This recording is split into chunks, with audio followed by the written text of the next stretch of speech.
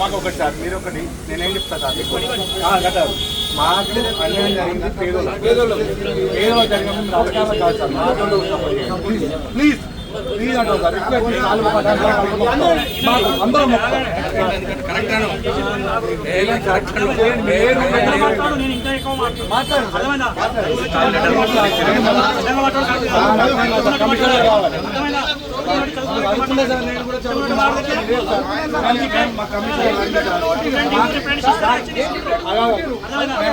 అందరం మీకే ఇస్తాం, మీరు న్యాయం చేస్తారు.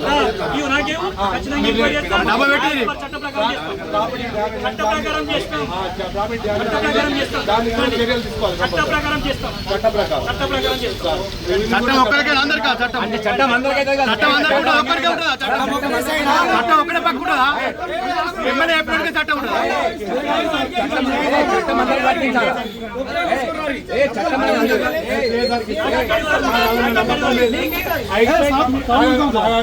అయితే కమిషనర్ రావాలి, వాళ్ళకి ఇస్తాం. లేదు మీకు ఇస్తాం సార్, మీకు ఇస్తాం.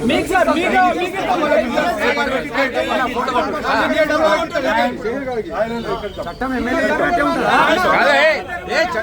చట్ట ప్రకారం జగిత్యాల ప్రజలకు ఎట్లా జరుగుతుందో చట్ట ప్రకారం జరగాలి, అందరికి జరగాలి, అదే విధంగా చేయాలి. కొంచెం ఇట్లా జరుగుతుంది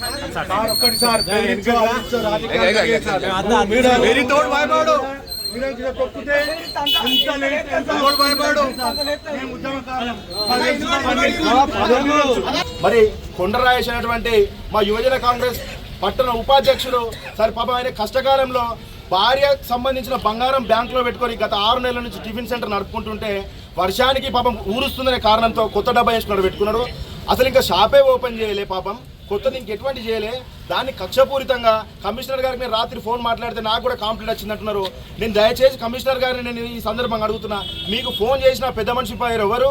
ఆ వైట్ కాలర్కి మీరు ఎందుకు భయపడుతున్నారు?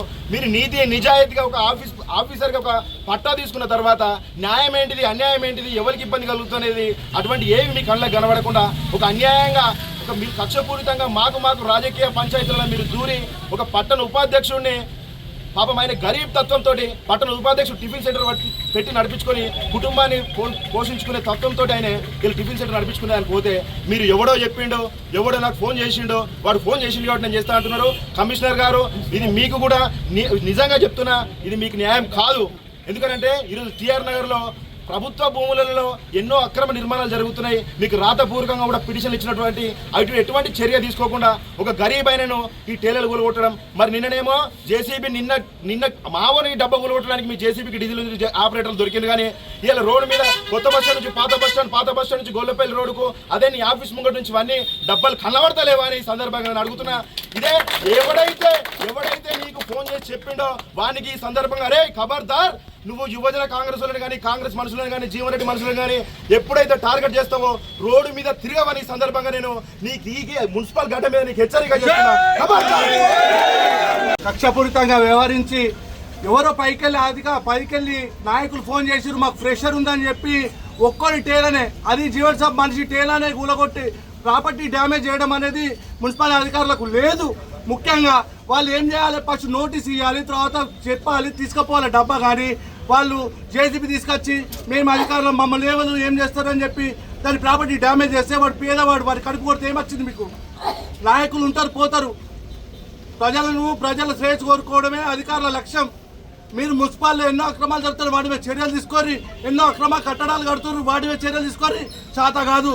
పేదోడుగా మంచాల కృష్ణ పెట్రోల్ బంక్ ఉంది, దాని జనరేటర్ పెట్టిరు నడి రోడ్డు మీద, దాన్ని ముట్టే ధైర్యం లేదు మీకు. దేనికోసం నాయకుల అడుగులకు మడుగులు నొక్కడానికి మీరు ఉన్నది? పేదవాడి కడుపు కొడితే మాత్రం ఖబర్దార్ చెప్పేది, మేము ఉద్యమాన్ని ఉధృతం చేస్తాం, మేము కంపల్సరీ కొట్లాడతాం, మాకు సమాధానం చెప్పాలి, దాని వెనుక ఎవరు ఉన్నారో తెలియాలి. మేము కూడా అధిష్టానాన్ని తెలియజేస్తాం. కాంగ్రెస్ గవర్నమెంట్లో ఉండి మేము కాంగ్రెస్ కార్యకర్తలకు ఇలాంటి పరిస్థితి జరగడం అనేది సిగ్గుచేటు.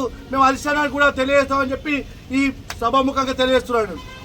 ఒక 6 నెలల నుంచి టిఫిన్ సెంటర్ ఓపెన్ చేసి టిఫిన్ సెంటర్ నడిపించాను. కాకపోతే వర్షాల కారణాల వల్ల టిఫిన్ సెంటర్ వర్షం పడుతుందని టేలర్ వేశాను. సోమవారం రోజు ఓపెనింగ్ ఉంది. చెప్పకుండా ఏ పత్రం పెట్టకుండా ఇన్ఫర్మేషన్ ఇవ్వకుండా ఆ షాపుని జేసీ బట్టి తీసుకొచ్చి మొత్తం కూలగొట్టడం జరిగింది. ఈ పేదలకు ఎటు పోవాలి, మేము ఎట్లా బతకాలి, ఏం చేయాలి? బతుకు తెరువు లేదు, ఏ పని లేదు. పని చేసుకుంటేనేమో ఇట్లా చేస్తారు. ఫోటోలు చూడండి ఏ విధంగా వాళ్ళు కొట్టారు. ఇన్ఫర్మేషన్ లేదు, ఏం లేదు. లేకుండా మంత్రి గారికి చూపించడం జరిగింది. కమిషనర్ ఫోన్ చేస్తే కమిషనర్ ఫోన్ స్విచ్ ఆఫ్ పెట్టడం జరిగింది. ఇంకా ఒకటి కాదు, రోడ్డు మీద చాలా బండ్లు ఉన్నాయి. నాదన్న బండి లోపలికి ఉంది, మోరి మీద లోపలికి ఉంది. రోడ్డు మీద 6 ఫీట్ల రోడ్డు పైకి వచ్చిన బండ్లు ఉన్నాయి. అవన్నీ ముట్టండి. నా ఒక్క బండిని ఎందుకు ముట్టడం జరిగింది? నా ఒక్క దాన్ని ఎందుకు ధ్వంసం చేయడం జరిగింది? నాకు ఇది వెంటనే కమిషనర్ గారు నాకు తెలియజేయాలి. ఎవరు కంప్లైంట్ ఇచ్చారు అని చెప్పింది నిన్న మేడం.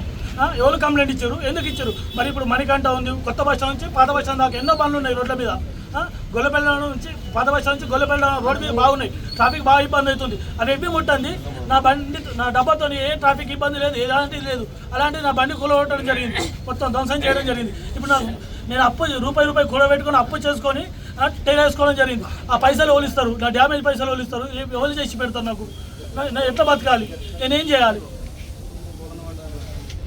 మున్సిపాలిటీ లోపట గత 40-50 సంవత్సరాల నుండి ఫుట్పాత్ మీద వ్యాపారం చేసుకుంటూ దాదాపు సగం రాజకీయం అనేది, సగం వ్యక్తులు పేదవాడు ఫుట్పాత్ మీద వ్యాపారం చేసుకుంటూ, తోపుడు బండి అయితేనేంది, ఫుట్పాత్ మీద చిన్న ఇడ్లీ సెంటర్ వ్యాపారంలో అయితేనేంది, ఇతర వ్యాపారాలు చేసుకుంటూ వేలాది మంది జీవనం సాగిస్తున్నారు. కానీ ఒకటి ఏంటంటే ఎన్నో ఉన్నాయి. ఇప్పుడు మేము ఏమన్నా అంటే అందరికీ ఎఫెక్ట్ పడుతుంది. అందుకని చెప్పి మేము సామరస్యంగానే మాట్లాడదామని కమిషనర్ గారి దగ్గరికి వచ్చినాము. ముందు చెప్పినట్టుంటే ఆ డబ్బును మా పిల్లలు, మా వాళ్ళు, మా యూత్ కాంగ్రెస్ వాళ్ళు తీసుకొని పక్కకు పెట్టుకుందరు. కావాలని ఒక్క డబ్బనే తీసేయడం అనేది ఇది పద్ధతి కాదు. కమిషనర్ గారు కానీ, మున్సిపాలిటీలో కానీ, రాజకీయ నాయకులకు కానీ ఇది పద్ధతి కాదు. ఒకళ్ళ ఆస్తులను డ్యామేజ్ చేసుకునేది పద్ధతి కాదు. మేము ఇవాళ ఇక్కడ మున్సిపాలిటీ అయితే మమ్మల్ని పోలీసు వాళ్ళు అడ్డం చేసుకుంటున్నారు. గడియారం కాడ కూడా లొల్లి చేస్తాం అవసరం అనుకుంటే. మొత్తం జగిత్యాల ఉన్న పట్టణం ఉన్న ఫుట్పాత్ వ్యాపారాలన్నీ తీసేయాలి. సాధ్యం అవుతుందా? ఒక్కడు కూడా తీసేయలేరు, ఒక్కడు కూడా కదిలించలేరు. ఎవరో ఫోన్ చేస్తే ఒక డబ్బని తీసేసి ఒక పేదవాళ్ళని నష్టం చేస్తే మీకు వచ్చిన నష్టమేముంది, లాభమేముంది? అనవసరంగా మీరు ఇన్వాల్వ్ అయ్యారు. కమిషనర్ గారు మీరు ఇలాంటి పనులు చేసుడు పద్ధతి కాదు. ఒకవేళ ఎవరైనా ప్రెషర్ మీద వేస్తే ఒక 24 గంటలు, ఒక 10 గంటలు ఆలోచించి నిర్ణయం తీసుకోవాలి. ఫోన్ చేసి చెప్పగానే తీసేసుడు, ఇంకోళ్ళు చెప్పగానే తీసేసుడు. మా జీవన్ రెడ్డి గారు ఎప్పుడైనా కానీ ఫుట్పాత్ మీదనే దేశం బతకాలి, ఫుట్పాత్ మీదనే చిన్న వ్యాపారస్తులు వ్యాపారం చేసుకొని కుటుంబాన్ని, పిల్లలను సాదుకోవాలి, భార్య పిల్లల్ని సాదుకొని జీవనం సాగించాలరా బాబు, ఉట్టిగా తిరగద్దు రోడ్ల మీద అని చెప్పి ఎంకరేజ్ చేసి సపోర్ట్ చేసిన మా నాయకుడు జీవన్ రెడ్డి గారు. ఇలాంటి పద్ధతులు కాంగ్రెస్ గవర్నమెంట్ లో కూడా, అసలు కాంగ్రెస్ ఉన్నామా, మనం బీఆర్ఎస్ పార్టీలు ఉన్నామా, వేరే పార్టీలు ఉన్నామా? ఏం సర్కార్ నడుస్తుంది? మా జీవన్ రెడ్డి గారు అన్నట్టు బీఆర్ఎస్ ప్రభుత్వం నడుస్తుందా, కాంగ్రెస్ ప్రభుత్వం నడుస్తుందా?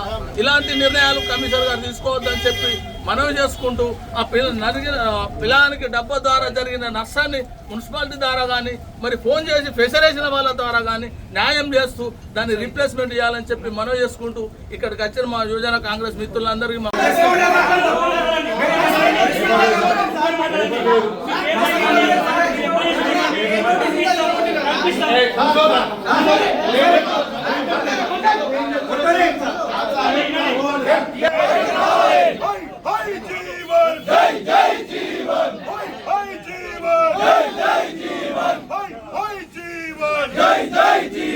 సామాన్యులతో చెలగాటమా